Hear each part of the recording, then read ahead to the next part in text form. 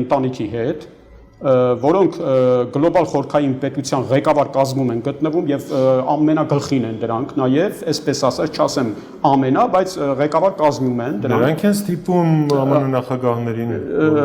նաեւ նրանք այդ կազմի անդամ են, բայց այդտեղ մի փոքր ուրիշ շերտ կա, որ մարդկությունը ընդհանրապես տեղյակ չի այդ մարդիկ ով ինչ միավորներ են։ Հիմա ես չեմ ուզում դրան անդրադառնամ այս պահին, դա մի քիչ ուրիշ կարգի թեմա է եւ մի քիչ պատրաստված լսարան պետք է լինի, որ կարողանա այդ բանը այդ ինֆորմացիան հասկանա մարսի։ Հիմա այս Ռոքֆելլերի թորն է, Դեվիդ Ռոքֆելլերի թորը, սա այդ ռեժիսորն է։ Իրենք մտերիմներ են եղել բավական եւ այս մարդը ներկայացրել է գաղտնիքները իրենց նաեւ որոշակի մի քանի ինֆորմացիա տվել։ Եվ Արոն Ռուսոն որպես պարկեշտ նորմալ մարդ, որպես բարոյական մարդ այդ գաղտնիքների մասին բարձրաձայնել է Ալեքս Ջոնսին, հարցազրույցը իրականացնող բանը լրագրողներից մեկին։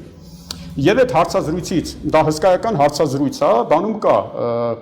ինտերնետում կա, մարդիկ կարող են փնտրել Արոն Ռուսոյի հարցազրույցը Ալեքս Ջոնսին, ռուսերեն լեզվով կա այդ հարցազրույցը։ Հիմա ես այդտեղից մի փոքր հատված հանել եմ եւ ուզում եմ ուշադիր լսեք այս հատվածը, ինչ է ասում աշխարհի կորպորացիաների, հզոր կորպորացիաների ընտանիքի ներկայացուցիչը այդ գլոբալ ղեկավարության որոշումների մասին։ Խնդրում եմ ուշադիր լինել։ Լրագրողը հարցնում է, այս հարցազրույցից հետո, ուրեմն այս ռեժիսորին, ինչպես ասեցի, 2 ամիս հետո անենան է։